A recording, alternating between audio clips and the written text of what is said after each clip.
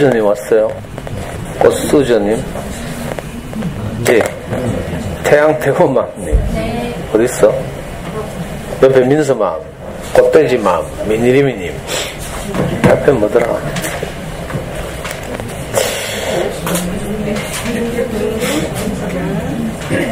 제로미님. 그 다음에 내가 외웠는데 생각이 안 나노. 제로미님 옆에 뭐, 대한민국 뭐예요? 미소천사맘. 그 다음에 우리 술 좋아하는 호기심 소녀님. 자, 줄 외웠다. 세 번째 줄은. 큰일 났네. 저기, 충전하기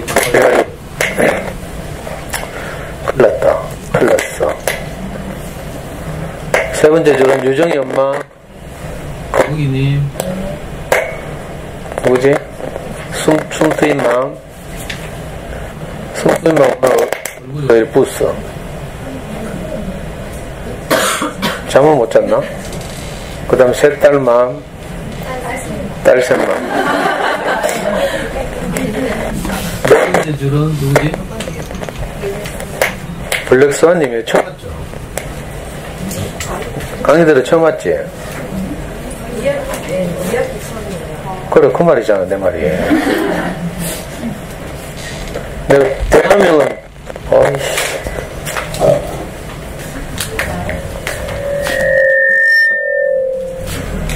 대화명은, 블랙스완이 영화 제목이잖아, 영화 제목. 알레리. 대화명이 너무 멋있어서 제가 기억하고 있거든요. 근데 안 오시더라고. 블랙스완이 몇 누구예요? 양원도 중간에 자리 없어? 없어. 그 옆에는? 예? 오늘 처음 왔어요? 댓글 안 달았지? 아. 똑같이 오던 엄마 있잖아. 괜찮아, 마. 그래.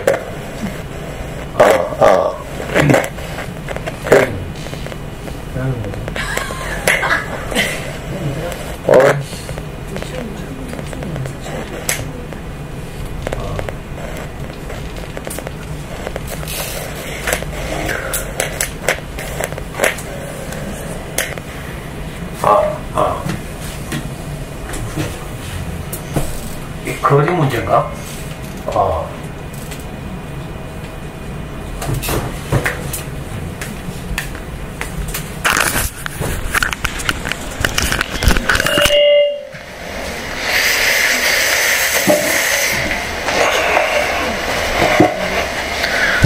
시원이 엄마 대한민국 뭐예요? 따오기. 그래, 따오기. 이번에 우프는 까니까 따오기 있더라. 어떻게 그렇게 지었지? 그 다음에 여기는 이 또한 지나가리라. 뒤에는 뭐라고요? 인생은 타이밍. 인생. 대한민국 멋있다. 인생은 타이밍. 몇 번째 왔어요? 처음 왔지? 몇번 왔습니다. 오늘 댓글 못 달았어요. 아니, 오늘 댓글 달라는 게 아니고 출석부에 댓글 달았냐니까. 달았잖아. 인생은 타이밍이 있던데. 근데 잘 안 오죠? 열심히 왔습니다. 진짜요? 네. 시험 쳐볼까? 아닙니다. 잘했습니다.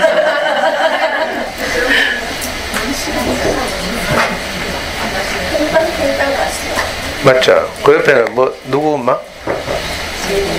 재빈이 엄마? 투빈이 마? 네. 두빈이마. 아, 두빈이냐. 그 뒤에는 처음 뵙네요. 이상하다. 대한민국 뭐예요? 서연맘? 여기 있네. 한솔초 2학년 장서연 엄마입니다. 그래? 그래요?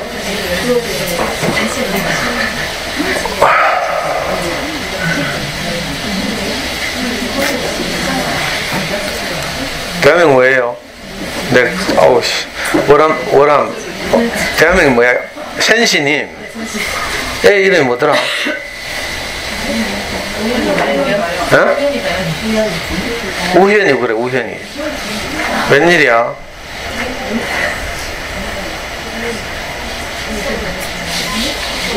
또 우리 애기 아빠들은 그 뭐 달성교회 목사님이라고 부목사님 맞아요. 아이고 또 뒤에 처음 오신 분 없어? 저 뭐야 저 썩은 물들 오랜만이다. 거의다 못해 썩은 힐스테이트 엄마들. 누가 취직했는데요? 어? 그 나이에 어딜 취직해?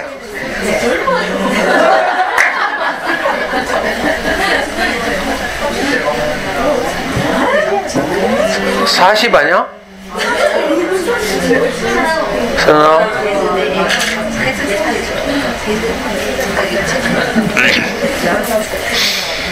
예. 자, 알리는 말씀. 여러 번 말씀드린 것처럼 우리 아이파크 2차 도서관에서 1차 도서관, 아이비 도서관에서 근데 이 보내온 사진을 보니까 제 강의만 이렇게 뭐 전단으로 만들어서 이렇게 엘리베이터 앞에 붙인 게 아니고 도서관에서 하는 11월 달에 하는 많은 행사들을 이제 한꺼번에 그래가지고 뭐 이렇게 몇 줄 없어가지고 제가 사진을 기분이 나빠서 사진은 첨부 안 했어요. 보통 다른 도서관 한번 보여줄 거 내가. 인기 강사.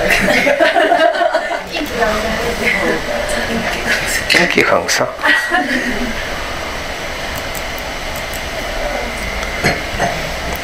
아이파크 2차를 보여주자 비교되게. 자, 아이파크 2차 어디 갔나? 월성 푸르지오. 아이솔 도서관 있죠? 2차. 이봐, 이 전단지를 딱 따로 만들어서 이렇게 엘리베이터 앞에 붙이잖아. 봤죠?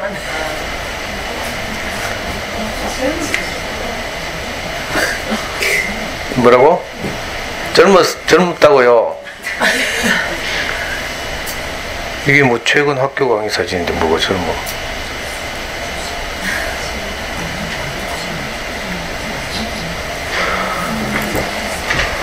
또 보자. 월베 아이파크 어디 갔나? 아이고.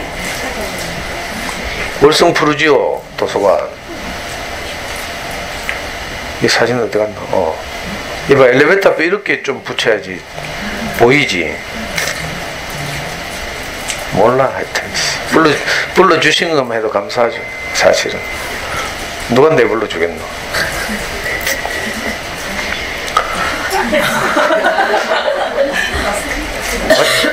맞죠?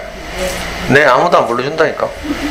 지금까지 내가 15년 동안요, 그래서 아무도 나를 안 불러주는데 이렇게 불러주니까 너무 감사하잖아요. 그래서 15년 동안 내가 지금까지 부른데 안 간 데가 없어.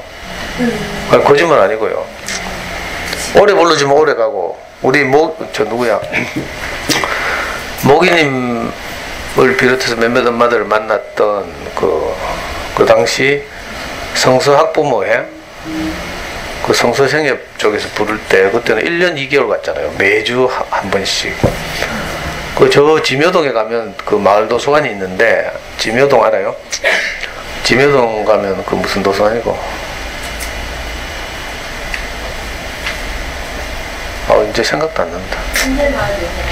네, 지묘동에 애들 이름이 한들마을이거든요. 그 한들마을 도서관이라고 민간 도서관이 있는데 거기는 3년을 갔어. 3년. 매주 한 번씩 3년을. 그것도 강의료 하나도 안 주는데.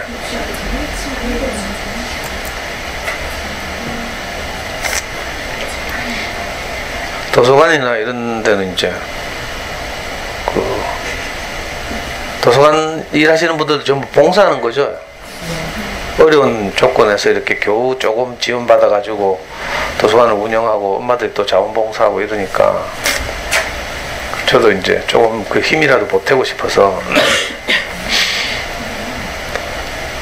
마침 이 알파고 1차는 우리 연구소 인근에 있기도 하고 이래서 기쁜 마음으로 진짜 갑니다. 전단을 마음에 안 들게 만들었지만 자, 다음 주 목요일, 그 다음 주 목요일, 그 다음 주 목요일 3번 연강이에요. 한 번은 행복한 책 읽기, 한 번은 엄마표 공부, 한 번은 생명을 살리는 수학 공부. 이렇게 기억하시고, 우리 아이파크 1차 사는 엄마들 손 들어봐. 몇 명 있어? 4명밖에 없어? 이 아줌마 왜 손 안 들어? 1차 안 살아? 손 들었어? 아, 그래? 얘 머리에 가래가 손이 안 보이잖아. 예. 감사합니다.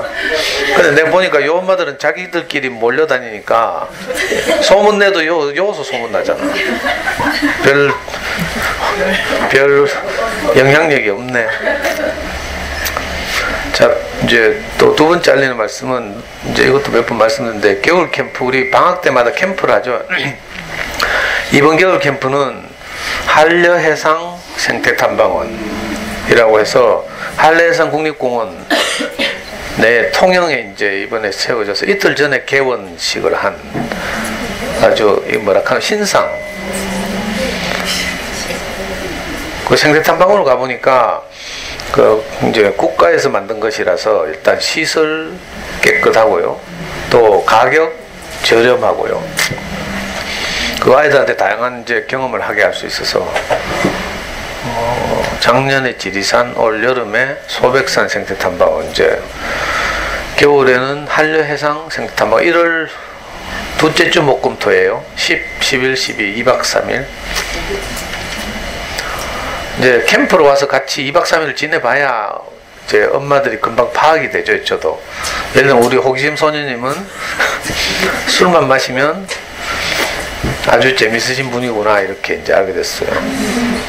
술 마시면 했던 소리도 하고 했던 소리도 하고 얼마나 재밌게 노는지.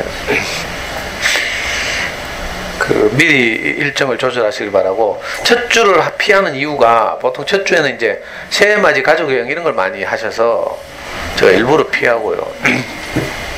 아마 통영에서도 그 새해 정초니까 바닷가고 하니까 해맞이를 할 수 있지 않을까 이런 생각이 들고, 프로그램 관련 뭐 리플렛을 저한테 이메일로 좀 보내달라고 부탁을 해놨는데, 거기 보면 이제 섬 트레킹 뭐 이런 거 있어요. 섬과 섬 사이를 잇는 구름다리 이런 걸 우리 직접 건너 보기도 하고 막 이런. 그래서 근데 이제 문제는 뭔가 하면요, 이 숙박 수용할 수 있는 숙박 정원이 84명이야. 84명이니까 우리가 아이들이 좀 있어서 좀 이렇게 조금 느린다 해도 한 100명 정도 밖에 수용이 안 돼요. 1월 10일부터 10일 목금토. 아이들한테는 이제 그 연수원 특유의 프로그램을 좀 경험하게 하고 또 실컷 놀게 하고, 그죠? 우리는 엄마들은 또 밥 안 하고 그 가사노동으로부터 좀 벗어나서 좋은 강의도 듣고 이렇게 보내는 2박 3일 겨울 캠프가 1월 10일에서 10일. 제가 예약했어요 벌써. 생태탐방원에 온라인 예약도 하고 전화도 하고. 그래서 제가 적절한 시기에 이제 그 공지를 할 거거든요. 그럼 이제 그 선착순으로, 댓글 선착순이 아니라 입금 선착순으로 100명까지 딱, 보통 한 가족 평균 3명으로 잡으면, 엄마 하나 자녀 둘 평균 3명 잡으면 몇 가족이지? 100명 하면 33가족? 예, 그 정도. 제가 11월 말이나 12월 초에 이제 공지할 생각입니다. 보통 참가비는 예년의 경우 1인당 10만원 정도 했어요.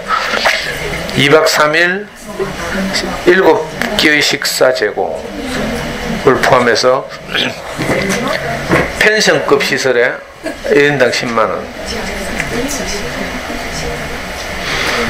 정도.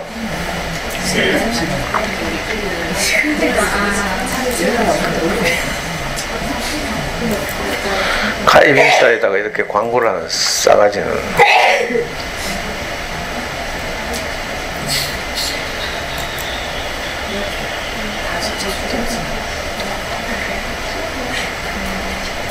잠수에 커가는 나이들에서 요즘 이렇게 회원들이 막 우리 카페로 와요. 그래서 가입 신청을 하는데 보니까 이제 어떻게 알고 왔느냐고 대답하는 항목이 있죠.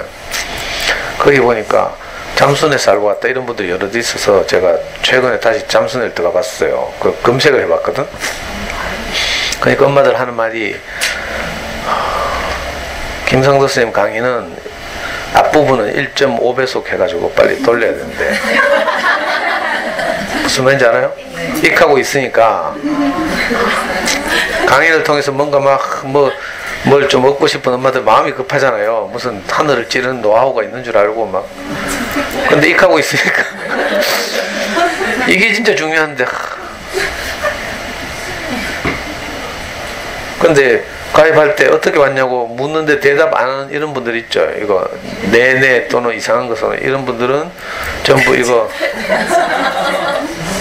이런 분들은 자기가 하는 게 아니고 이거 돌리는 거지. 이거 매크로 돌리는 거예요. 그래서 막 이런 걸 막 자동으로 생산해내는 거지. 매크로 조작 뭐 이런 사건 들어봤죠? 그런 프로그램을 돌려서 이제 카페마다 돌아다니면서 홍보하고 이런 거예요. 그래서 가입시 답변을 딱 보면 이게 매크로다 아니면 자기가 직접 했다 이거 금방 드러나서 요즘 우리 이 듣보잡 우리 카페에도 이제 자꾸 이 광고 홍보하려는 사람들이 자꾸 들어와요. 좀 알려졌나? 이게 뭐야? 왜 잠시만 기다리래? 못 기다리겠다. 지워졌네. 여봐요. 제일 위에 보면 잠수내에서 왔다 했죠? 잠수내에서 왔다 했죠? 잠수내에서 왔다 했죠? 잠수내에서 왔다 했죠? 이렇게 막 들어오고 있잖아, 지금. 보니까 잠수내 엄마들이 이제, 제가 잠수내 출신이니까 막, 잠수내 뭐, 옛날 뭐, 어쩌고저쩌고 하면서 자기들끼리 막 공유하더라고, 동영상을. 그리고 또 뭐 있지? 그래, 이번에 하이라이트 하나 찍었잖아요. 봤어요? 우리 카페 오시는 분들 대부분이 게시판 어디 뭐였는지 모르죠. 여기 보면 포토 앨범이라는 게시판이 있어요. 이건 잘 모르더라. 포토 앨범 게시판 들어가면 지금까지 우리가 함께 지내온 것을 사진으로 좀 올리는 곳이죠. 함께라는 곳에 가면 이제 우리 인문학 기행이나 캠프 같은 걸 할 때 장면을 여기 올리고 있어요. 함께 여기 보면 이제 우리 우프는 갔다 온 사진이 여기 한 게시물당 50장씩 올리게 돼 있어서 8번으로 나눠서 올렸어요. 내 물에 빠진 장면 어디 있지? 여기인가? 댓글이 제일 많은 거 보니까 여기입니다. 제가 이번에 누가 하더라? 이 체험장이 생긴 일에 처음으로 성인이 늪에 빠졌다고.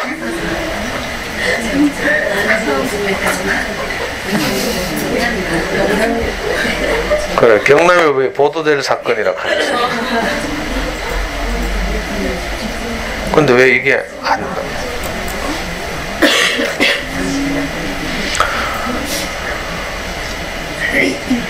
이 노트북 뭐 하려고 하니까 답답해서 못하겠다. 안 넘어가죠, 봐요. 맞죠?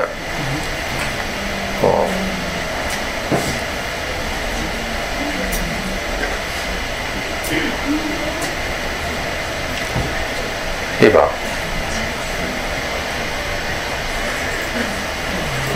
한 보여줄라 했지만 못 본 사람들 위해서.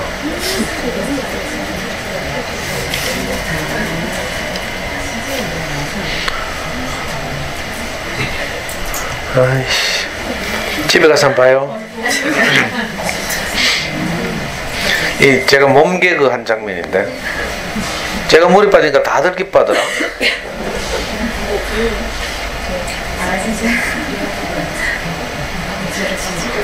거기 이거 뭐야 이게 무슨 배라고 한다 이제 쪽배라고 쪽배 타기를 하는데 이 마을에 사는 초등학교 3학년짜리가 그 배를 젓는데 서서 아주 잘 젓더라고.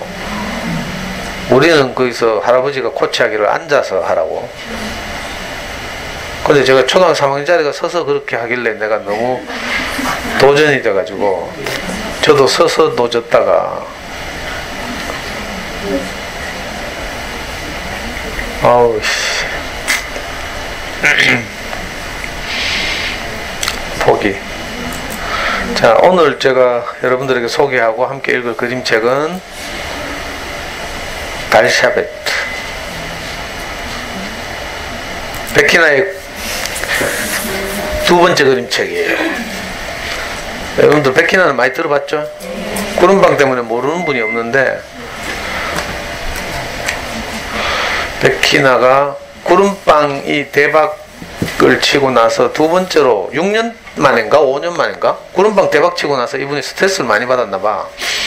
왜냐면 너무 이제 갑자기 유명해지니까 그에 걸맞는 작품을 생산해야 되잖아요. 보통 그런 부담이 있죠.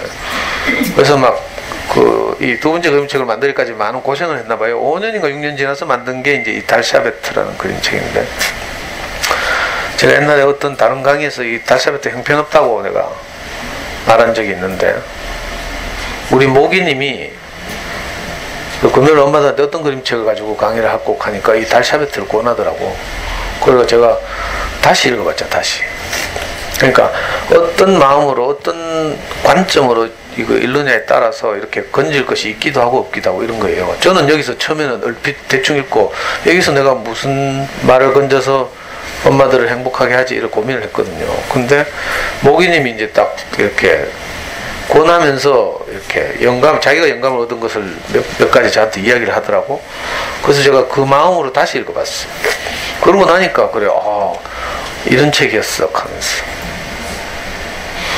우리 여기 어린 엄마들이 많으니까, 아이들 주로 초등학생, 초등 저학년이거나 유아들 엄마들이 많으니까, 제가 여러 번 말씀드린 것처럼 그림책에 관심을 가지라고 했죠. 그림책에 대해 좀 관심을 가지고 이해를 넓히기 위해서는 제가 엄마들 부담될까봐 제가 이런 책 소개 잘 안 하는데, 그림책 시공준이에서 이제 그림책 작가들에 대한 소개, 이런 책 단행본이 있죠. 이거 오래됐는데, 그림책 세계의 작가들이라는 그림책하고 그림책 한국의 작가들 이렇게 두 권, 이런 거 읽어보면 이제 그래도 도서관에 자원봉사도 하고 하는 엄마들은 이 정도는 좀 읽어두면 좋죠. 여기 세계의 작가들 보면요, 유명한 세계적인 그림책 작가들을 좀 망라하고 있어요. 제가 모르는 분도 많고 유명한 분들 뭐 다 있네요. 한 50명 소개하고 있어요. 저도 여기 있는 분들 다 모르고요. 유명한 분들은 알죠. 뭐 윌리엄 슈타이거, 유리 슐레비츠, 바버라 쿠니, 레오니오니, 이런 분들은 알지만 모르는 분도 많아요. 존 버닝햄, 토미 웅게러, 패트리샤 폴라코, 헬렌 옥슨버리, 이런 분들은 알지만, 그래서 저도 이제 이런 걸 읽으면서 좀 알아가는 중이고요. 한국의 작가들 보면 여기 이 베키나도 한국의 그림책 작가 중에 한 분으로 소개되어 있어요. 이거. 한번 읽어봐.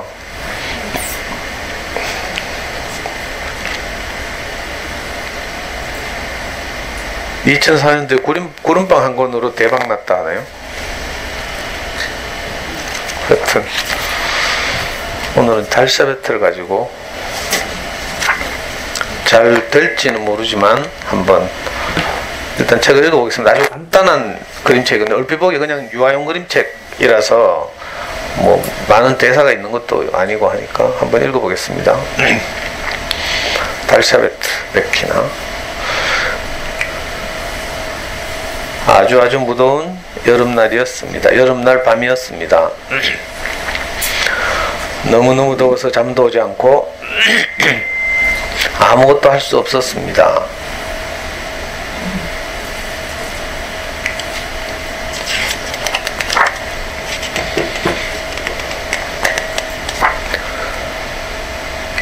모두들 창문을 꼭꼭 닫고 에어컨을 쌩쌩, 선풍기를 싱싱 틀며 잠을 청하고 있었습니다.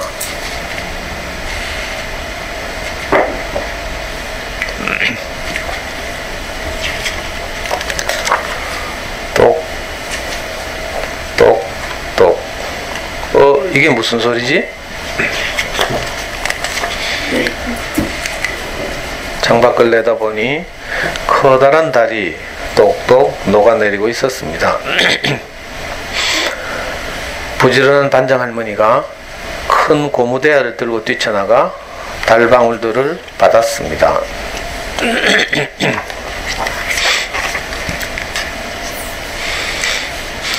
이걸로 무엇을 할까? 할머니는 노란 달물을 샤베트 틀에 나누어 담고 냉동칸에 넣어두었습니다.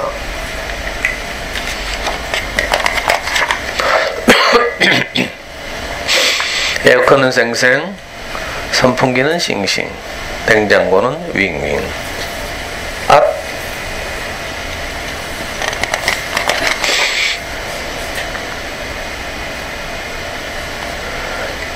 온 세상이 깜깜해졌습니다. 전기를 너무 많이 써서 정전이 된 것입니다. 모두 밖으로 나왔습니다. 너무너무 어두워서 잘 걸을 수도 없었습니다. 그때 반장 할머니 집에서 밝고 노란 빛이 새어 나왔습니다. 모두 빛을 따라 할머니 집으로 향했습니다.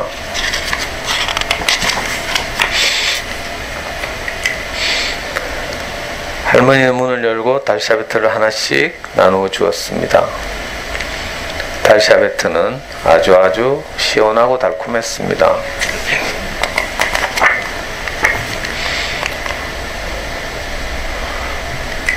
신기한 일이었습니다. 달샤베트를 먹고 나자 더위가 싹 달아나 버렸습니다.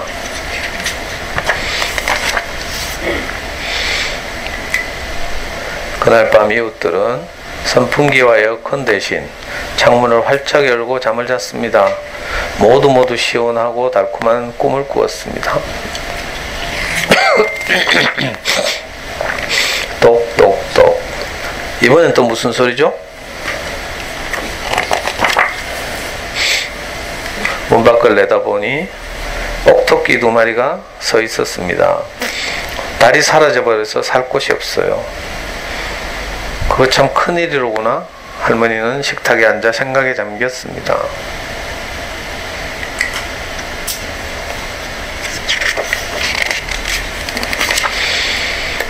그때 식탁 위에 놓아두었던 빈 화분이 눈에 들어왔습니다. 할머니는 남은 달물을 꺼내 화분에 부어주었습니다. 그러자 달처럼 환하고 아주 커다란 달맞이 꽃이 피어났습니다. 꽃송이는 밤하늘을 향해 고개를 들었습니다.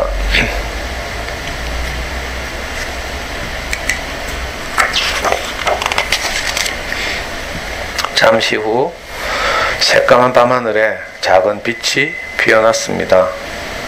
작은 빛은 점점점 자라나 커다랗고 노랗고 둥그런 보름달이 되었습니다.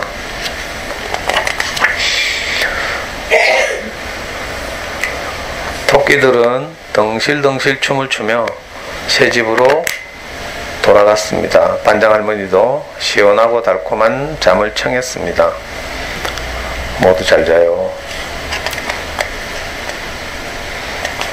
끝이에요. 간단하죠? 너무 간단해서 애들 재울 때 그냥 읽어주는 그림책 정도로 이제 생각하다가 우리 모기님의 영감을 제가 이제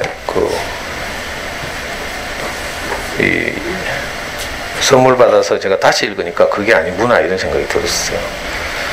보면 여름이죠.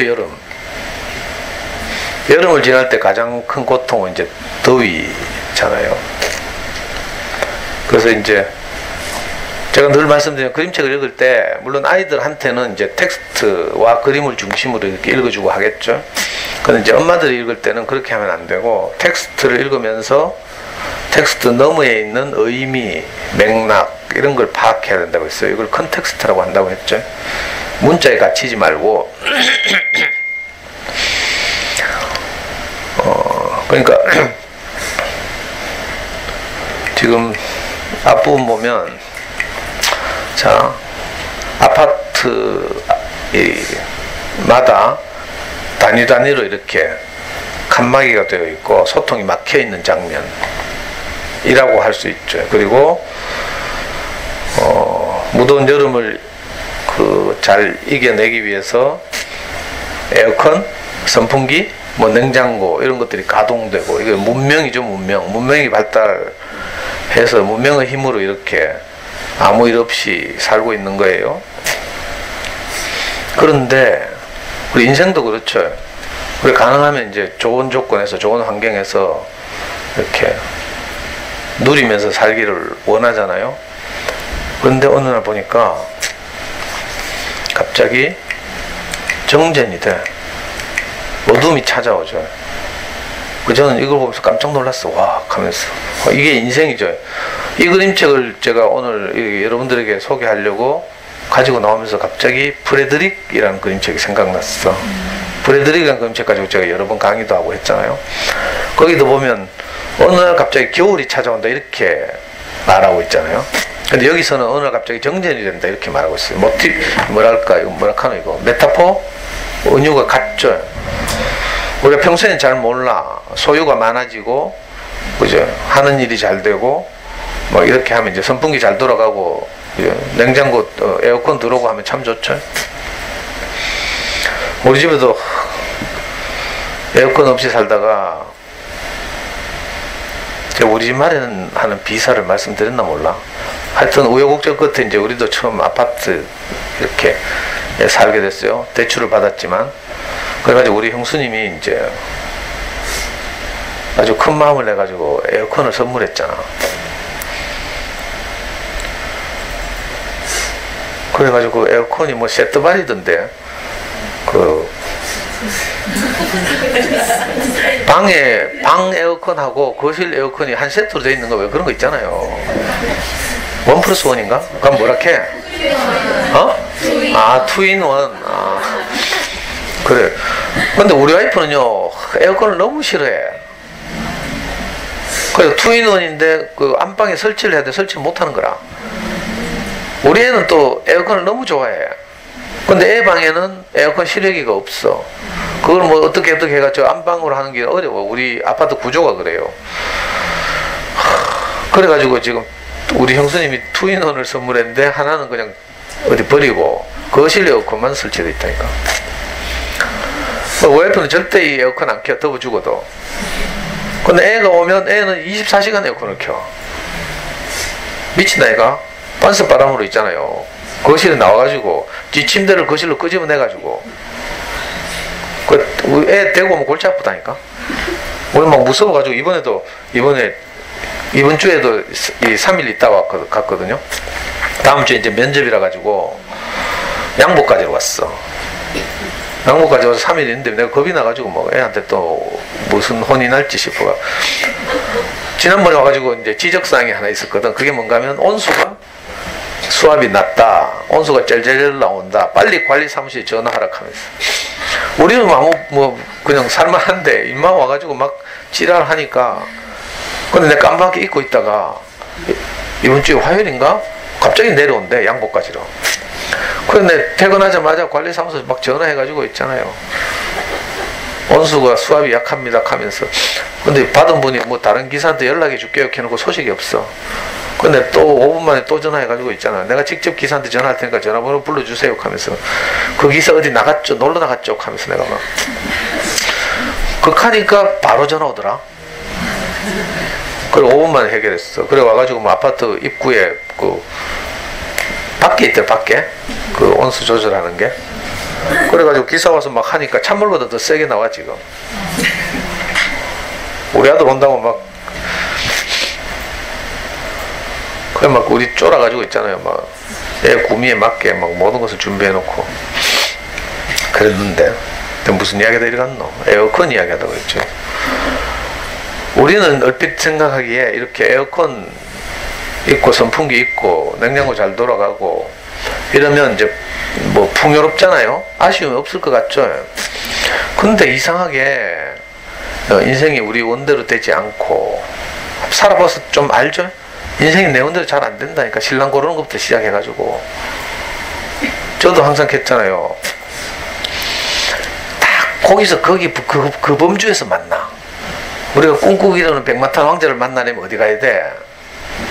저기 뭐 압구정동이나 뭐 청담동 가야 되죠?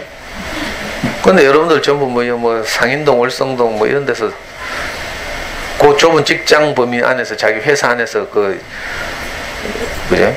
이 인연이 맺어지잖아요. 저도 우리 와이프 어디서 만난 줄 알아요? 다방에서 만났어.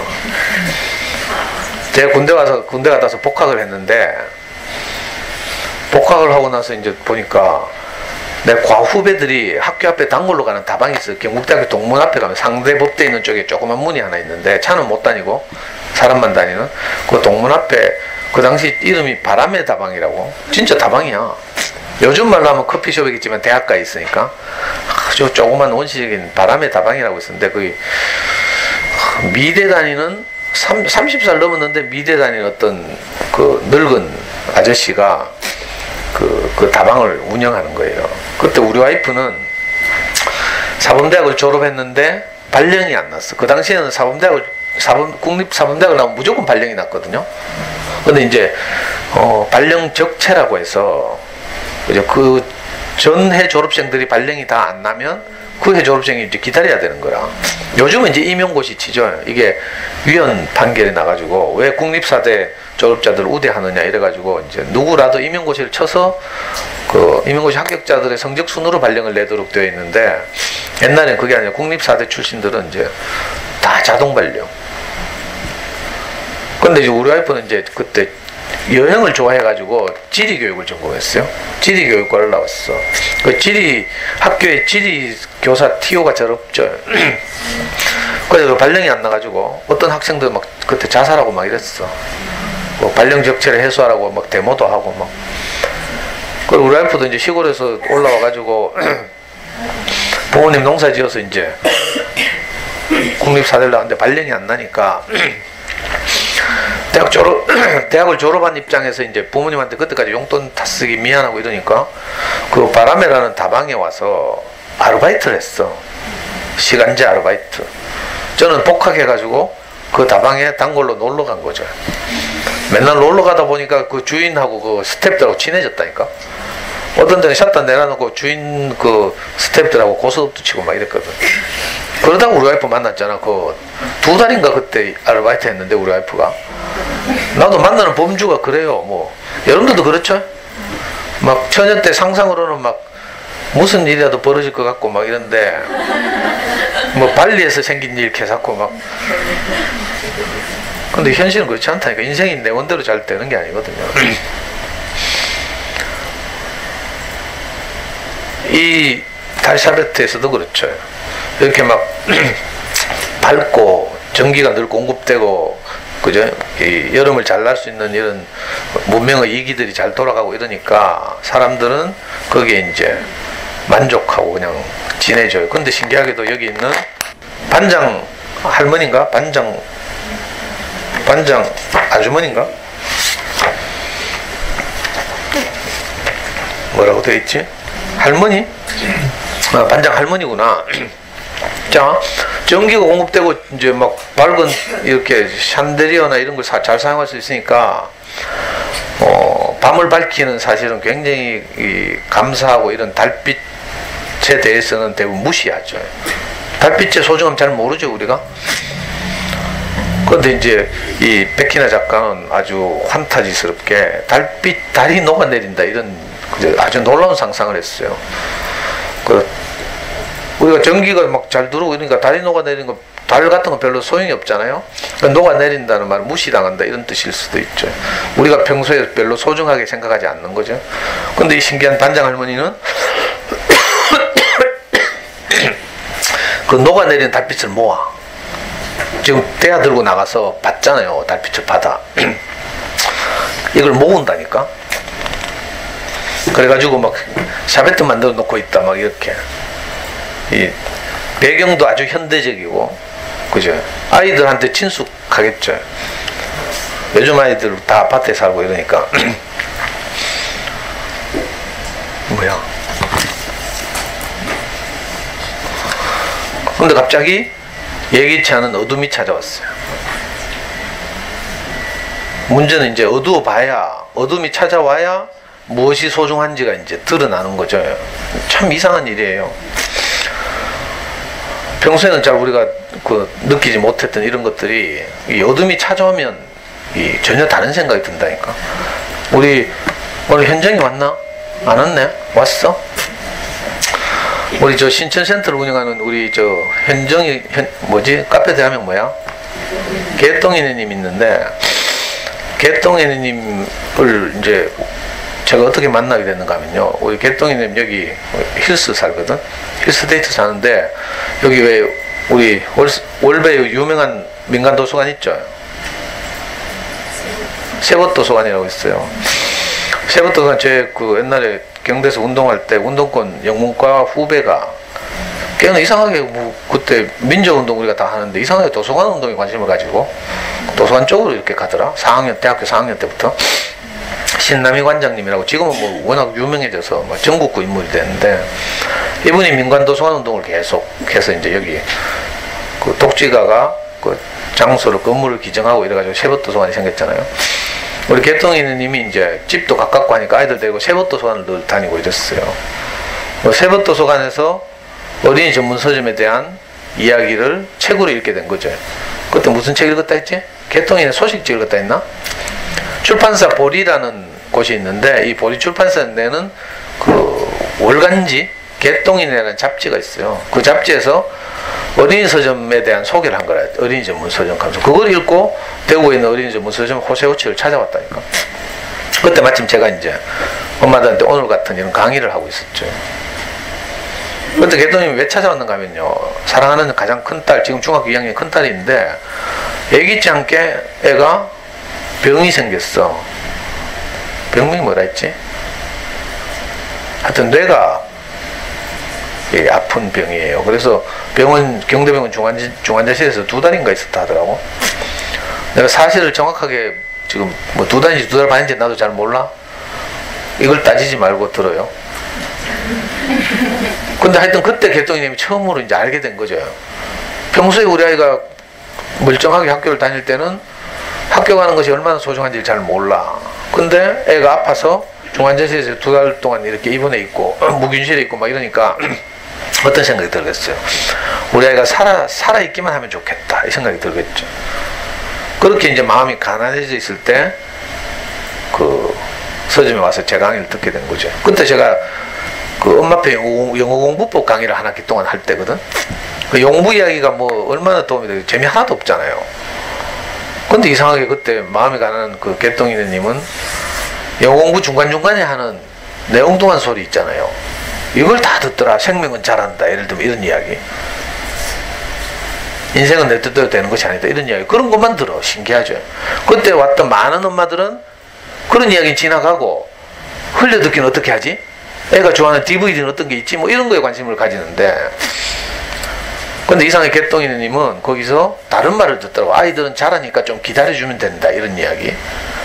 행복은 소유가 아니라 관계에 있다, 이런 이야기. 이런 걸 소중하게 여기고 이 반장 할머니처럼 대화를 가지고 와서 받아 담는 거죠. 나중에 물어보니까 그때 자기한테 들린 말은 그런 말밖에 없대요. 우리 일상을 살 때는 그런 말 안 들리거든요. 그래서 이제 요즘 제 강의를 이렇게 듣는 잠수네 엄마들 보면 제가 글 검색해보고 이러니까 1.2배속, 1.5배속 한다는 거라. 무슨 노하우만 이제 들으려고 하는 거죠. 근데 진짜 중요한 일은 대부분 이제 지금 당장은 히타 좀 꺼라, 히타. 아니, 지금.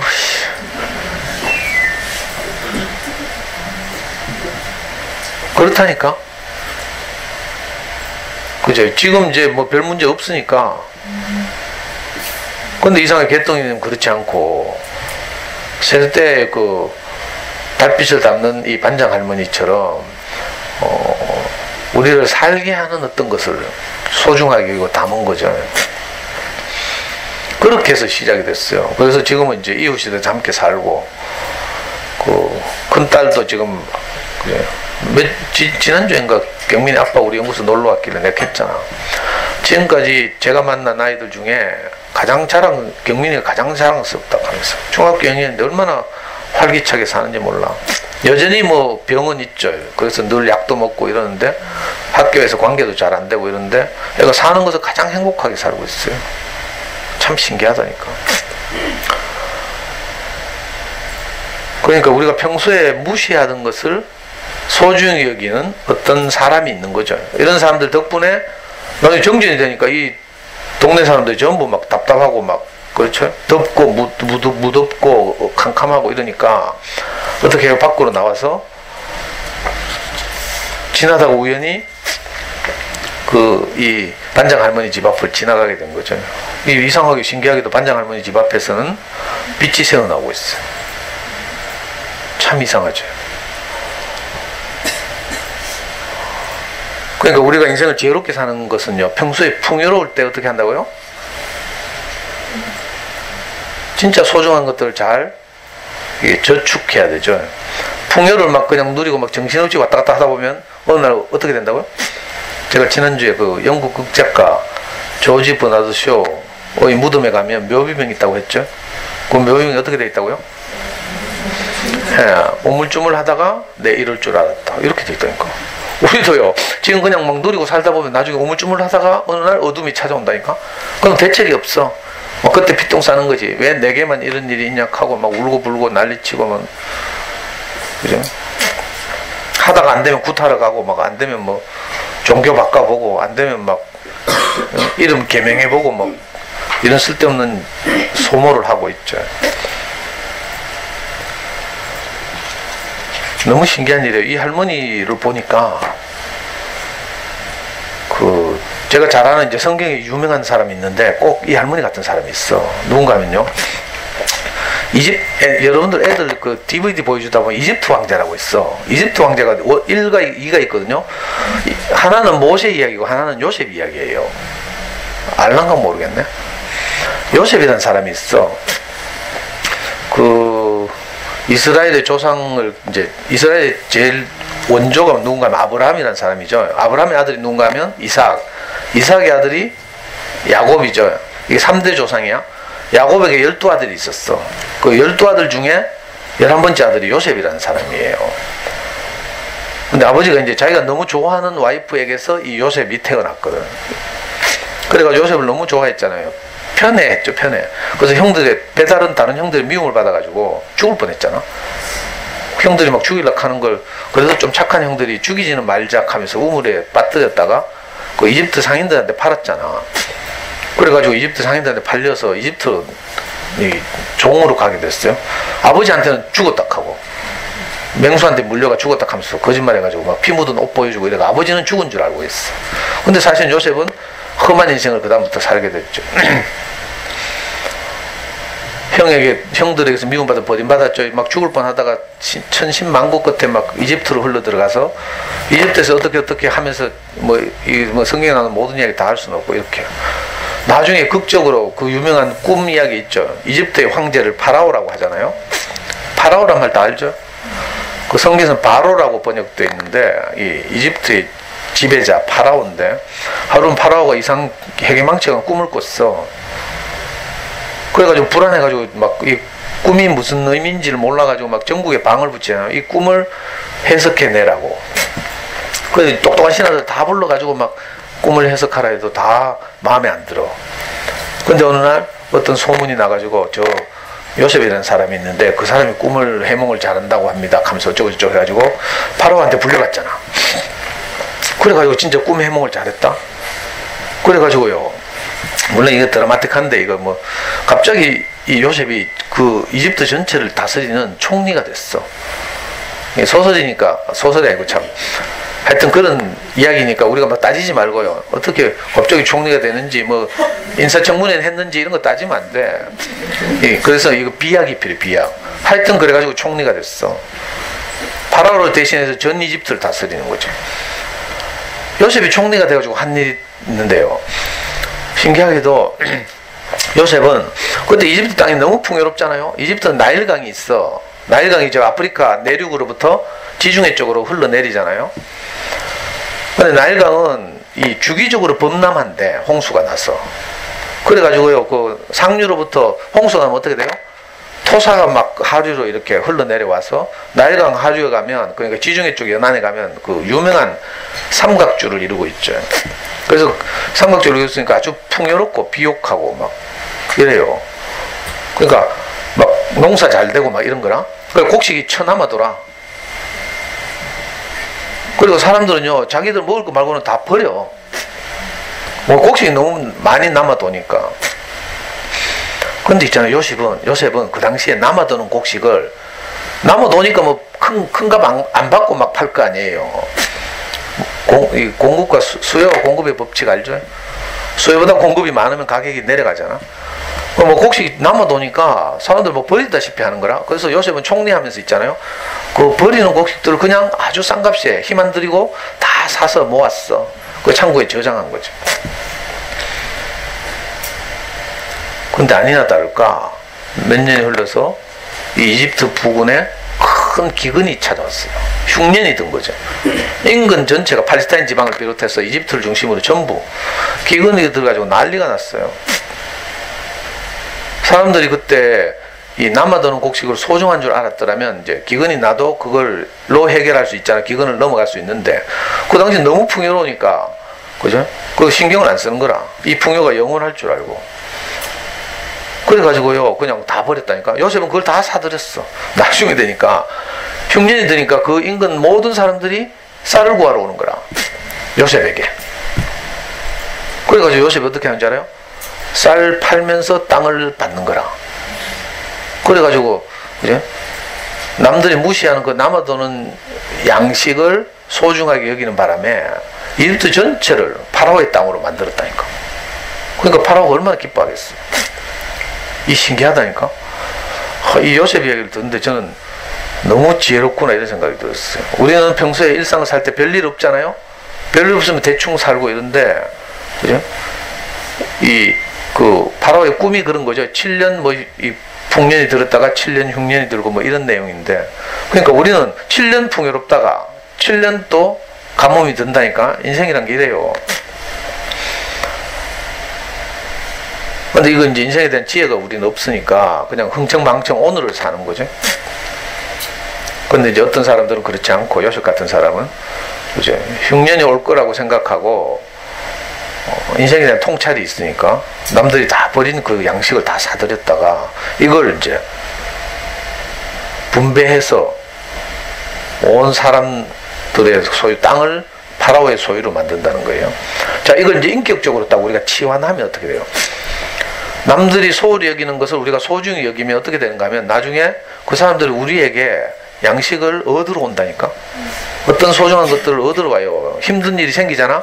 그러면 언니 하면서 이야기 좀 해요 하면서 술 한잔 해요 하면서 찾는다니까. 그때 이제 그런 엄마들을 우리가 위로하고 그 사람들이 소홀히 여겼던 어떤 다른 것을 나누어줘서 어떻게 그 사람의 마음을 얻는 거라. 요셉은 땅을 얻었지만 인격적으로 하면 우리는 우리 이웃들의 마음을 얻는 거죠. 또 가깝게는 우리 자녀들의 마음을 얻어. 아이들의 마음. 이 신기하다니까. 저는요, 이 반장 할머니 같은 이제 분을 만나가지고 이제 저는 정말 어리석고 오늘밖에 모르는 그런 인생을 살았거든요. 미래를 생각하지 않고 막 불나방처럼 살았는데 어떻게 이렇게 녹아내리는 남들이 무시한 그 달빛을 소중하게 여기서 받아 놓은 이 할머니처럼 그런 분을 만나서 저도, 그죠? 제 인생이 아쉬울 때, 제 인생에 기근이 들었을 때 풍요로운 양식을 공급받았어요. 그러다 보니까 저도 이제 건강해졌죠. 좋은 양식을 먹으면 건강해지거든요. 인격적으로 그렇죠. 우리가 좋은 이야기를 계속 듣고요, 마음이 따뜻해지고 나를 격려하고 존재적으로 소중하게 여기는 이런 마음을 계속 만나고 이런 이야기를 계속 들으면 이상하게 내게도 그런 힘이 생긴다니까. 자, 그럴 때 이 힘을 가지고 내 소중한 가족들에게 또 나누는 거죠. 저는 전혀 그럴 수 없는 사람이었는데 어느 날부터 이제 이렇게 내가 뭐 다른 사람 모르겠고 일단 우리 아이라도 내가 그렇게 대하게 됐어요. 이번에도 양복가지로 와서 3일 동안 계속 하는 말이야. 아빠, 내 합격하겠나? 계속 아침 저녁으로. 그래가지고 내가 야, 꼭 어떻게 된다고 생각하는 것은 그리스도가 아니다 하면서 내가 이렇게 이야기했어. 그러니까 애가 그런 소리 하지 말고 하면서 제가 이제 우리 목사님한테 들은 바대로 하면 그리스도는 뭔가 하면 그리스도의 속성 중에 하나가 꼭 이래야 된다는 게 없는 사람, 이게 그리스도인 거라. 나는 꼭 이래야 된다 이런 게 있잖아요. 그럼 꼭 이래 안 되면 어떡하는데 원망하고 막 이러죠. 근데 그리스도를 만난 사람도 어떤가 하면 그죠? 이러면 이래서 감사하고 저러면 저래서 감사하고 이렇게 되는 거라. 그걸 잘 표현하는 게 그 유명한 바울이라는 사람이 내가 빈곤에 처해도 또 풍요에 처해도 만족하는 일체의 비결을 배웠다 이렇게 말하고 있어요. 내게 어두운 일이 찾아오면 어두운 대로 감사하고, 왜? 나를 사람 만드니까. 여러분도 어려운 일이 생기잖아요. 그 어려운 일을 통해서 내가 겸손해진다니까. 그러니까 좋은 일이 생기면 좋은 일대로 또 감사하게 되죠. 그래서 내가 원론적으로 네가 꼭 서울대 로스쿨을 가야 되나 하면서 연세대 로스쿨도 충분히 우리가 감사해야지 하니까 그런 소리 하지 말고 하면서 그건 나중에 떨어지고 말해도 되잖아 하면서 지금은 당장 이제 지금 11월 7일인가 6, 7, 8일 이제 소위 스카이 로스쿨 1차 발표가 나 1차. 서울대는 1차에서 1.5배수를 뽑아요. 서울대 로스쿨은. 연세대 로스쿨은 2.5배수를 1차에서 뽑아. 근데 연세대 로스쿨은 경쟁률이 2.6대 1인가 이래밖에 안 돼. 1차에서 2.5배수를 뽑는데. 그러니까 연세대 로스쿨은 그냥 1차는 그냥 된다고 보는 거죠. 근데 서울대는 이제 1.5배수를 뽑는데 경쟁률이 뭐 3점 몇 대 1이니까 지도 쫄리는 거래, 이제. 그래, 아빠 내 되겠나? 하면서. 옛날 같으면 거기서 네가 뭐 하면서 바른 말 해야 되죠. 거기 목숨 걸어가 되겠나? 하고 뭐. 첫 자리를 생각해라 하면서 성균관대 로스쿨 이거 입문시험 치러 갈 때만 해도 네가 성균관대만 가도 감사하겠다 않겠나 하면서 막 이렇게 하면 이제 안 듣는 거라. 지금 지게 필요한 말은 그게 아니고 된다는 말이야. 떨어질 때 떨어질 값이라도. 근데 그걸 알기 때문에 이제 그래 된다 하면 있잖아요. 또 진정성이 없다고 지랄한다. 그래서 된다는 말을 그냥 하면 안 되고요. 왜 되는가를 말해야 돼. 그래서 내가 뭐라 한 줄 알아요? 작년에 서울대 로스쿨 교수들의 그 전체 회의에서 그 성적을 중심으로 뽑으니까 로스쿨 도입 취지와는 좀 다르고, 로스쿨 도입 취지는 뭐 사법시험에서 공부 잘하는 젊은 애들이 일찍 판사가 돼가지고 사회적 경험이 없어가지고 뭐 이 지혜로운 판결을 잘 못하고 이런 이제 문제가 있어서 이제 다양한 사회적 경험을 가진 지원자들을 이제 법률가를 뽑아서 그제 이 법조를 풍성하게 하겠다는 취지로 로스쿨이 도입됐거든요. 근데 이 로스쿨 10년을 운영해 보니까 여전히 서울대 로스쿨 들어오는 애들 보니까 23살에서 25살 사이에 공부 기계들이 들어오는 거라. 그 교수들이 이건 아니다 하면서 안타까워 하는 거죠. 근데 또 이렇게 뽑지 않으면 입시 과정이 투명하지 않다고 또 지랄해. 사회나 언론이. 그 교수들이 답답해가지고 막 고민하다가 이제 이렇게 제도를 조금씩 바꿨거든요. 그래서 원래 이제 사회적 경험을 가진 사람에게 좀 유리하도록 전형을 바꿨어요. 그래서 그런 이야기를 쭉 하면서 이제 그래서 니는 사회적 경험을 가졌잖아 하면서 제2외국어도 하고 일본에서 생활했고 일본어도 능통하고 일본 회사에서 뭐 살았고 뭐 이런 이야기 쭉 하고 거기다가 니는 전국 9등을 한 리트 점수가 있잖아 하면서 비록 학점은 개판이지만 아빠가 교수라고 해도 각 대학마다 학점은 예를 들어서 경일대의 학점하고 서울대의 학점을 같이 취급한다는 건 너무 불합리하잖아요. 저 그런 이야기도 했어. 그리고 한 대학 안에서도 어떤 교수님 학점을 잘 주고 어떤 교수님 학점을 짜게 주고 이렇거든. 그래서 학점을 가지고 우선 인재를 뽑기에는 좀 아쉬운 점이 있다. 내가 만약 서울대 로스쿨 입학 담당자를 하더라도 우선 그 논리적 사고를 그 법률가가 되게 합당한 가장 그 좋은 덕목이 논리적 사고인데 이 논리적 사고를 이제 측정할 수 있는 유일한 객관적인 지표가 로스쿨 입문시험이다. 거기서 네가 전국 9등 했지 않냐 하면서 이 말 하면 또 좋아하거든. 그렇지 하면서. 그래서 이런 흐름으로 볼 때 또 최근에 이제 지하고 같이 스터디하던 서울대 출신이 있는데 걔가 하는 말이 이제 자기 선후배들이 이미 서울대 로스쿨 다니는 애들이 있대. 서울대 로스쿨 다니는 애들이 교수한테 들은 말을 이제 전해주더라고요. 하면서 이런 문제 때문에 이번에는 사회적 경험을 가진 사람들을 좀 많이 뽑기로 했다 하면서 교수들이 극한데 그런 소식도 자기가 들었대. 바락하면서 아빠의 분석과 일치하잖아 하면서 그래서 아빠는 네가 될 거라고 생각한다. 이제 출근해도 되나? 하면. 그러면 응, 가. 이렇게 한다니까. 제가 불안하니까. 이 28 청년도 이래요. 그럼 초딩 어떻게 했어요? 말로 표현 못하는, 내가 불안하다 이걸 자기 언어로 표현하지 못할 뿐이지, 우리에게 항상 뭔가를 나누어 받고 싶은 거죠. 지지와 격려. 그죠? 안심하게 하는, 이런, 그죠? 이런 것들. 위로. 이런 걸 받고 싶은 거예요. 그리고 우리가 이런 게 있으면 참 다행인데, 없으면요. 또 그 소리 각하고 막. 얘는 맨날 엄마가 그렇게 말했는데도 아직도 못 알아듣나 하고 막. 우리가 일상을 살면서 하는 늘 말이 6마디 안에 들어간다고 했어요. 명령, 지시, 확인, 질책, 비난, 저주. 우리가 이게 없으면요, 녹아내린 달을 모아놓은 이 달샤벳이 없으면 애들한테 하는 말은 다 엉뚱한 말이라. 진작에 그러니까 전기 좀 아껴 쓰지. 전기 함부로 써서 정전 됐잖아 하고 막 이런 소리 하잖아. 정전을 대비해서 후라시는 준비해야지 하면서 막. 이런 소리나 하고 있는 거라. 근데 이 할머니는 그런 소리 전혀 안 하고 자기가 남아도는 샤베트를 나눠주는 거예요. 그랬더니 아파트 사람들이 전부 그걸 분배받아가지고 이제 아파트마다 노란 달빛이 새어나오고, 또 달빛이 있으니까 이제 창문을 열고 소통이 시작되는 거죠. 이 그림책 보면 신기하다니까. 이 짧은 그림책인데, 그 요셉 같은 사람을요, 요셉이 원래 총리가 되기 전에는 뭐였는가 하면 청지기였어. 청지기. 어떤 부잣집이 청지기. 청직이라는 말은 우리말로 집사죠, 집사. 어떤 집을 관리하는 총무, 가정총무, 이런 역할이에요. 왜, 청와대로 말하면 총무비서관. 청와대를 살림살이하고 뭐 이런 거 있죠. 재정을 관리하고 이런 거.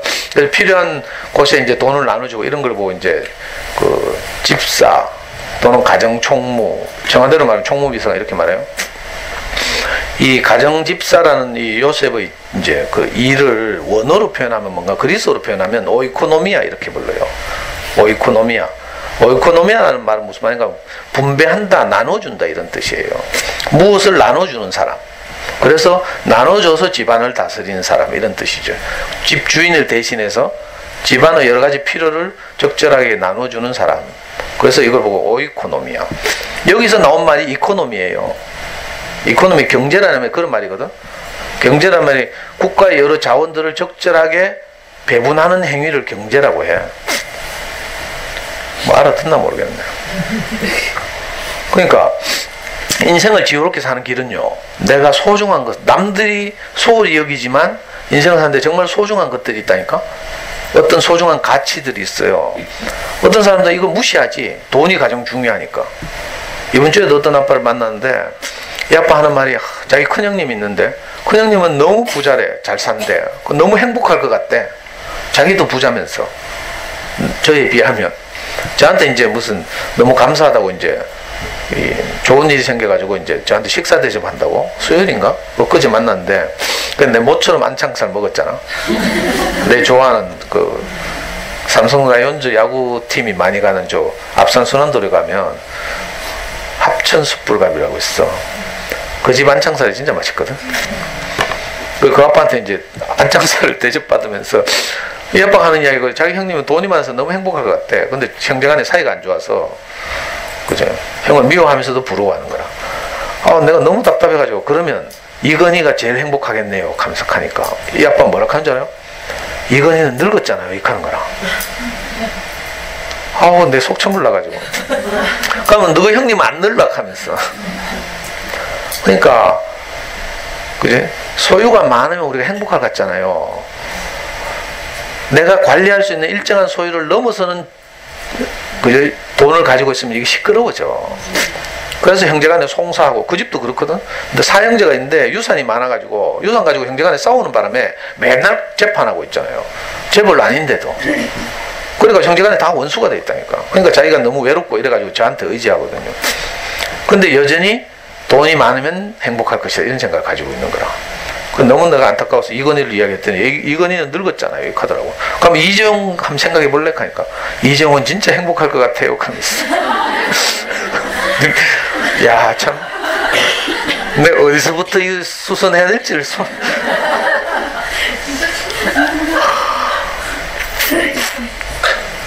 아니, 여러분들 잘 한번 생각해 봐요.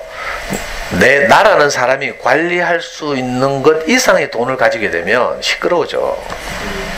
그죠? 내가 너무 돈을 소중하게 생각하는데 돈이 너무 많다. 근데 돈 많으면 어떻게 되냐? 주변에서 자꾸 손 벌린다니까? 손 벌리면 짜증나죠? 주고 싶겠어요? 주기 싫거든? 그러면 관계가 나빠지는 거라. 아니, 내가 어떤 신문 기사를 봤는데 복권이 갑자기 되잖아요. 그럼 어떻게 귀신같이 알았는지 전국 뭐 상위군경 뭐 연합회 이런 데서 기부하라고 연락 온다니까? 뭐 이상한 단체들에서 계속 막 기부 좀 하라고 막 온대. 미친다니까? 복권 되면 안 돼. 전화 못 받는다니까? 그 전화번호 바꾸고 이사 가고 이래야 돼. 복권 되고 나서 이민 간 사람도 있잖아요. 진짜로. 갑자기 이렇게 벼락부자 되니까 이런 일도 있고요. 이 소유라는 것이 우리를 늘 행복하게, 소유는 물론 필요해요. 필요 없다는 이야기 아니에요. 있으면 좀 편리해. 좋은 차 몰면 좀 더 낫고, 뭐 안락하고, 뭐, 이렇죠. 근데 그것이 행복을 보장해주지 못해. 오히려 돈이 많은데 돌락하면 막 이렇게 관계가 나빠지고, 뭐. 여러분도 이제 아직 30대가 많으니까 문제인데 한 40대 넘어가 봐. 그러면 이제 친척도 형제간끼리 잘 못 만난다니까. 이런저런 일로 삐지고 뭐.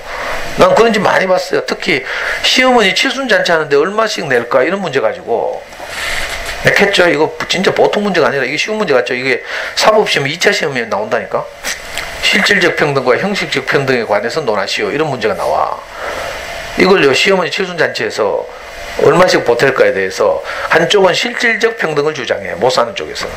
잘 사는 사람은 좀 많이 내고 못 사는 사람은 좀 적게 내자 이렇게 말한다니까. 그렇겠죠. 내가 못 사는 입장이 돼봐. 그렇게 말하겠지. 근데 잘 사는 쪽에서는 어떻게 말하는 줄 알아? 형식적 평등을 주장해. 똑같이 뿜빠이 하자 하면서. 그러면 이제 속상한 거지. 직원 잘 살면서 이렇게 돼. 이런 것들이 쌓여서 형제간에도 못 만나고 이런 집 많아요. 또 어른들 모시는 문제로. 그죠? 그러니까 돈이 많은 것이 꼭 좋은 게 아니야. 그래서 내가 할 수 없이 또 이병철 회장님 이야기를 했잖아. 삼성그룹을 창업한 이병철 회장은 우리 목사님 표현에 따르면 반만년에 한 번 날까 말까한 위대한 사업가래. 완전히 밑바닥에서 자수성가해가지고 글로벌 삼성을 만들었잖아요. 이 이병철 회장님이 잘 나갈 때는 몰랐는데 유보하고 있었는데, 인생의 문제에 관해서 유보하고 있었는데 마지막에 폐암 걸리셨거든요. 이병철 회장님이. 근데 전에도 한번 이야기한 것 같다. 폐암 걸리고 나서 바로 자기가 가장 친하게 지내던 그 가톨릭의 정호경 신부님인가를 찾아가가지고 자기가 미루어두었던, 유보해두었던 25가지 질문을 한다니까. 하나님은 진짜 계시는가? 부터 시작해서 하나님이 계시다면 왜 뭐 이런 일들이 있는가? 뭐 25가지 질문이 있어요. 차동엽 신부? 그래, 그 차동엽 신부 젊은 신부님이고, 원로 신부님한테 가서 물었는데, 원로 신부님도 이거 노 재벌 회장님이 물으시니까 진지하잖아요. 근데 하여튼 미루다가 결국은 그 대답을 못 드리고 이병철 회장님 돌아가셨어요. 그 원로 신부님이 근데 이제 이 질문이 생각나서 이 질문을 그 가톨릭 안에 있는 가장 똑똑한 신부님에게 이제 부탁했죠. 그래가지고 그 나온 책이 잊혀진 질문 하면서 20가지 질문에 대한 그 차동엽 신부님의 대답이 책으로 나왔다니까. 그러니까 대재벌도 사실은, 그죠? 항상 이 실존적, 그죠? 이 의문이 있는 거죠. 내가 뭐 때문에 사는가 이런 문제 있잖아요. 건강을 잃게 돼봐요. 뭐 이런저런 문제들이 오잖아요. 우리는 그걸 이제 모른 척하고 유보하고 지나가는 거지. 사실은 그렇지 않거든. 그러니까 우리가 속으면 안 돼. 내가 소유가 많으면 인생이 행복할 것이다. 이건 속는 거예요. 그렇다고 일부러 소유 버리는 말이 아니야.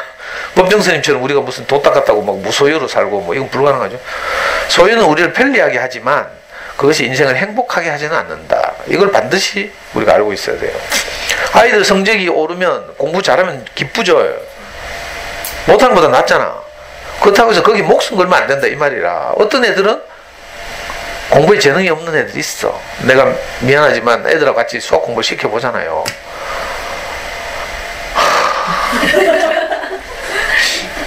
내가 참 감사하게도 우리 애들하고 수학 공부를 하다 보면 내가 우리 아들한테 감사하다니까. 우리 아들은 한 번도 나를 억장무늬지게 한 적이 없어. 틀린 오답은 나오지만 어려운 문제를 풀리니까. 근데 지대로 척척척 해내고 있잖아요. 어? 답지 보여주거나 뭐 하면 툭툭 알아듣고 막 이렇게 했거든. 아, 우리 연구소 어린이들은 나를 억장 무너지게 한다니까.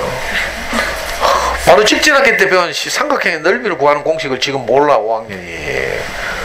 아, 내가 어제도 참 진짜 하늘 무너지는 줄 알았네. 이거 왜 되지 하면서 이럴 수 있다니까. 공부도 재능이니까 잘하는 애들이 있고 못하는 애들이 있어요. 크게 막 이 범주를 벗어나서 뭐 제 강의를 듣는다고 뭐 하늘에 무슨 천지 개벽할 일이 갑자기 생긴다 이런 생각하면 안 돼. 우리가 최선을 다하는 거죠. 그죠? 학생은 공부를 왜 해야 돼? 이렇게 물어 애들이. 거기에 대해서 우리 목사님 대답이 뭐였는지 알아요? 자, 학생은 공부가 자기 직분이다. 공부하는 일에 성실해야 나중에 사회에 나가서 자기 직분을 수행할 때 성실하게 회사 생활을 할 수 있다. 이걸 어릴 때부터 배우는 거죠. 근데 공부해야 될 학생이 엉뚱한 짓 열심히 하고 있어. 이게 습관이 무너지는 거죠.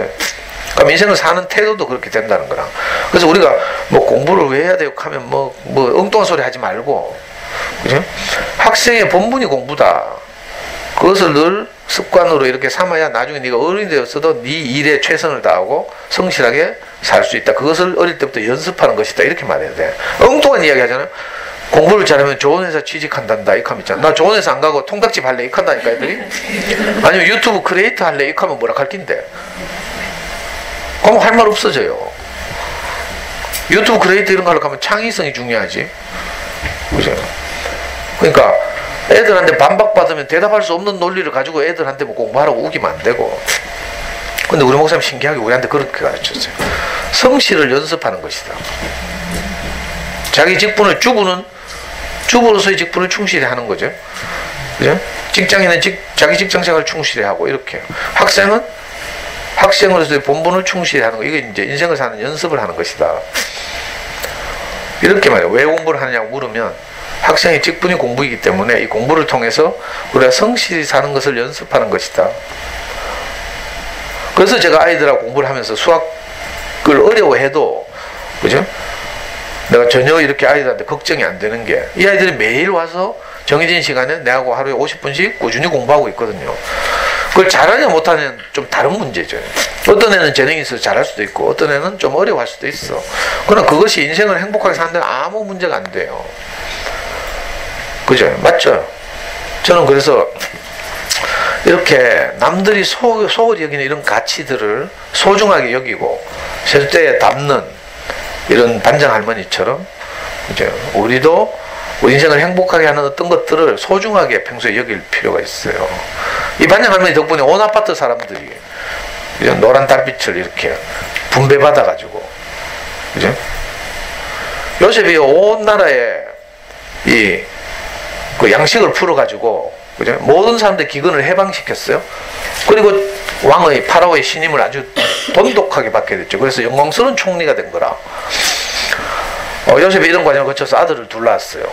그 아들의 이름이 므낫세와 에브라임이라고 하는데, 므낫세라는 이름의 뜻이 뭔가 하면요, 하나님께서 내 지난 모든 날을 잊어버리게 하셨다, 이런 뜻이에요.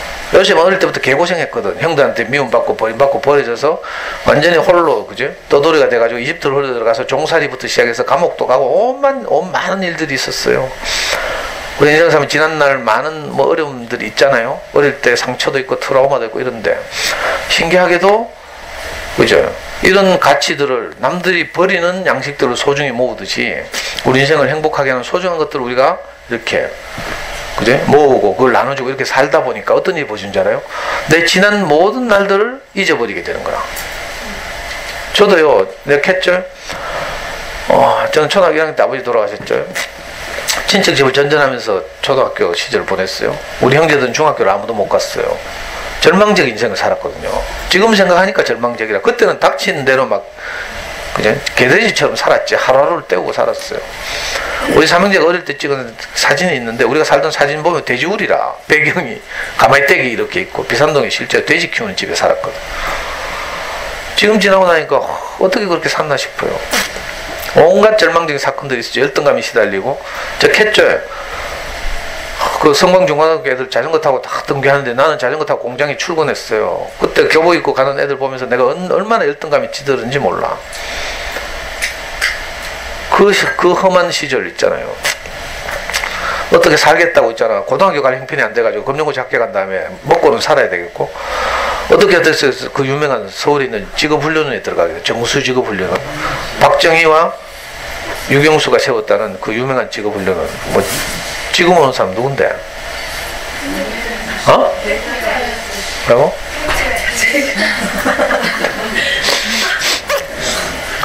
그 정수직업훈련 들어갔잖아요. 그때 내 17살 때인데 입학식 하는 날 박근혜가 왔어.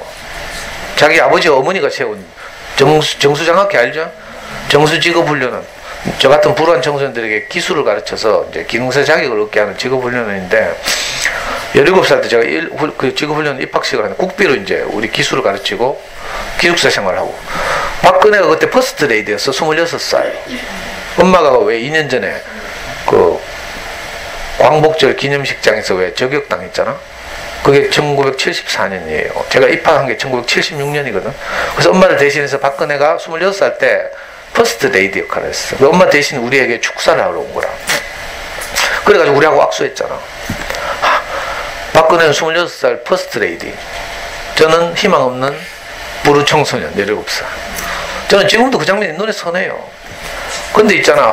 인생이 시간이 지나가지고 지금 내 자신을 돌이켜보니까 저는 아무것도 없잖아요. 그래요? 뭐 소유가 많습니까? 명예가 있습니까? 사회적 지위가 있습니까? 아무것도 없죠. 저게 있는 것이라고는 딱 하나 있어요. 뭐 행복이라고 하죠. 일반 언어로 하면 행복. 그죠? 종교적으로 하면 제가 그리스도라는 생명을 받은 거죠. 근데 반대로 그 잘 나가던 분은 지금 감옥에 가 있어요. 인생 아이러니하죠. 참 이상하다니까. 그래서 내가 내 모든 지난 날을 그 고생했던 나날들이 다 잊혀졌어요. 왜? 지금 행복하니까. 지금 불행하잖아요? 그럼 내 지난 모든 날이 원망이 된다? 근데 지금 내가 행복하잖아요? 지난 모든 날들이 감사가 돼. 이거 신기해. 여러분들도 한번 해봐요. 이건 이래서 감사하고, 저는 아버지 일찍 돌아가신 게 너무 감사해. 아버지한테 미안하지만.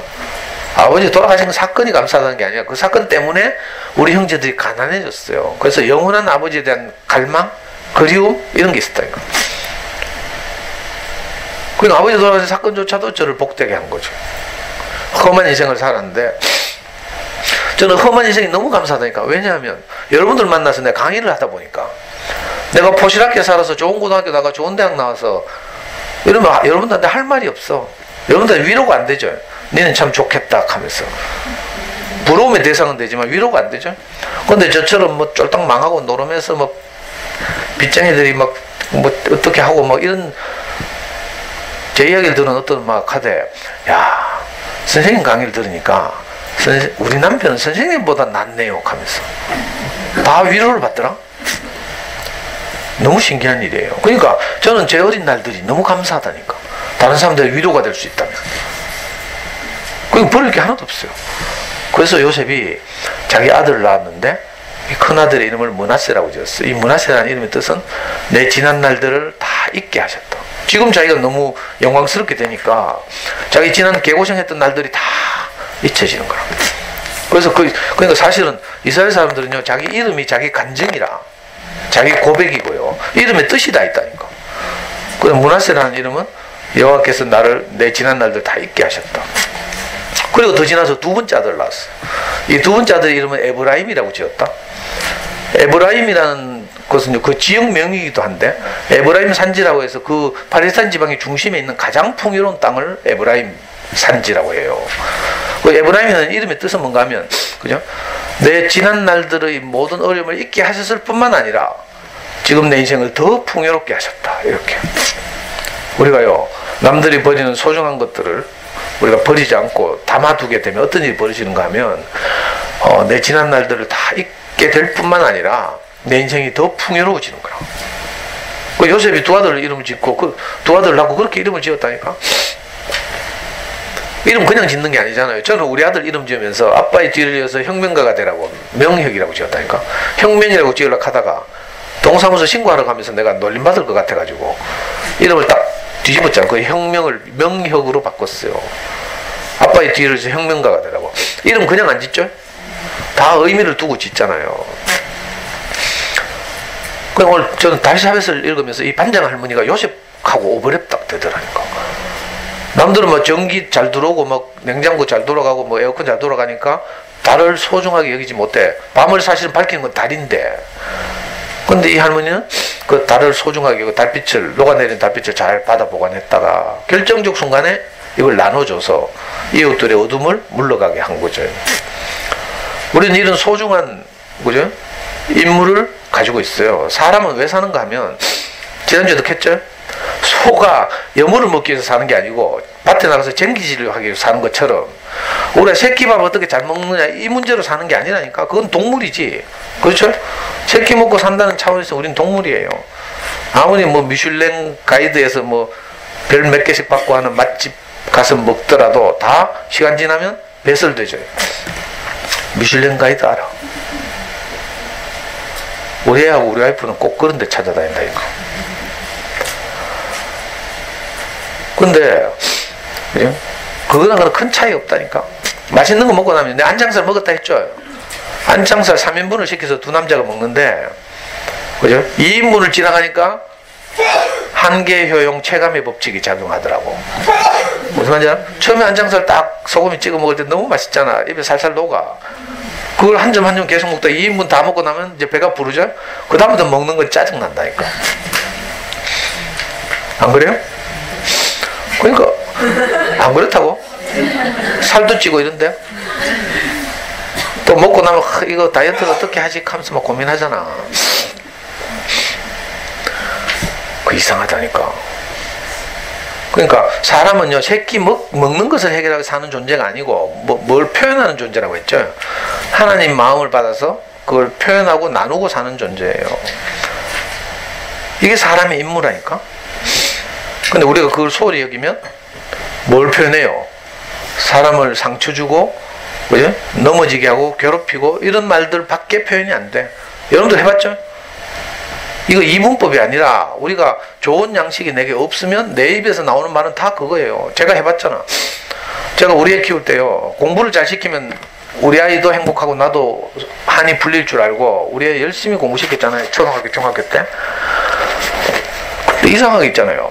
공부는 좀 하게 되더라. 잠수는 영어 시키고 있잖아요. 수학 공부 내가 막 독하게 시키고 막 이러니까 그때 영재교육은 합격했잖아. 영재교육법이 통과돼가지고 남북교육청 영재 20명 뽑는 시험에 우리 애가 합격했어. 공부는 점점 잘하게 됐어. 근데 내 입에서 나오는 말이 이상한 거라. 그전에는요 제가 풍요를 공급받을 때는 이 달샤벳을 늘 이렇게 나눠 받을 때는 내가 아이한테 뭐라고 말했는지 알아요? 잘 때마다 애 침대 옆에 가서 그림책 읽어주고 하면서 너는 아빠처럼만 살면 된다 이렇게 말했어. 그때 아빠 아무것도 없었거든. 아무것도 없는데도 이상하게 내 그런 말이 나와. 너는 아빠처럼만 살면 된다. 왜? 내게 부족함이 없으니까. 사회적 지위나 명예나 예수님 표현대로 따르면 뭐 은과 금은 내게 없지만 하는 것처럼 저는 그런 소유가 없었지만 그죠? 아이한테 이상하게 줄 게 있어. 그래서 담대했다니까. 애 보고 그렇게 말했어요. 너는 아빠처럼만 살면 된다. 그렇게 하니까 우리 애도 저를 부끄러워하지 않는 거라. 그래서 항상 학년이 바뀔 때마다 가정환경조사서 쓰죠. 거기 아빠 직업을 쓰는 난이 있어. 저는 한 번도 지금까지 직업이 없었거든요. 제가 결혼하고 나서 지금부터 직업이 한 번도 없었어. 월급을 받은 적도 없고 너무 슬프잖아요. 근데 우리 애는요 아빠 환경 그 가정환경조사 아빠 직업란에다가 담대하게 뭐라고 써. 어떤 데는 선교사라고 쓰고요.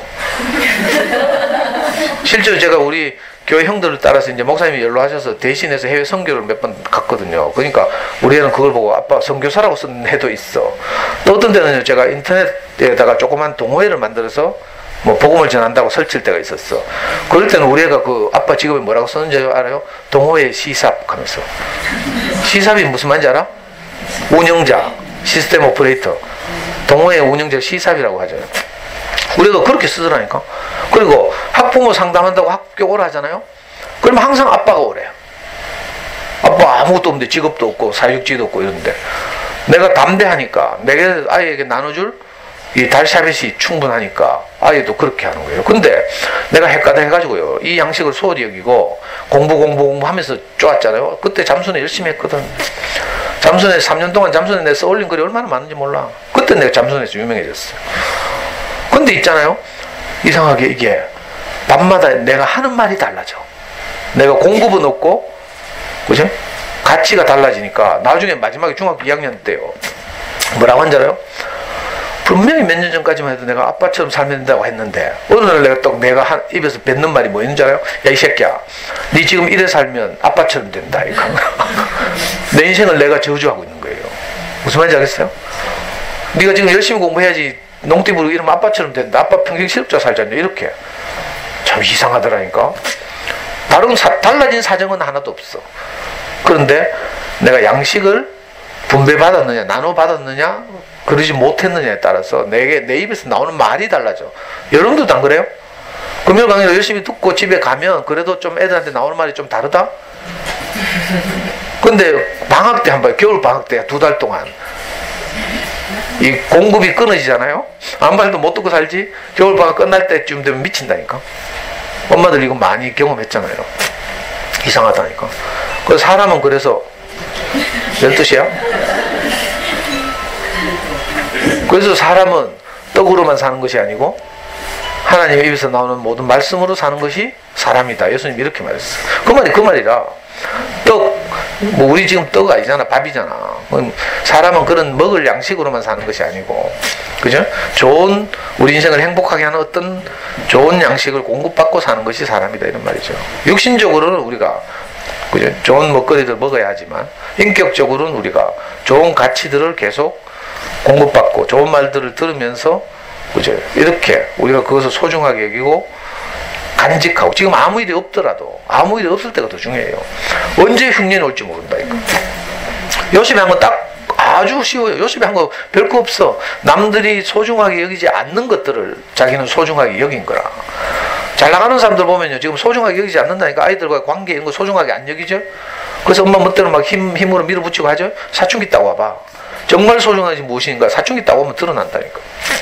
그때는 정말 그죠? 피통 싸져요. 뭐 울며 불며 찾아오는 엄마들 많아요. 관계가 안 되니까.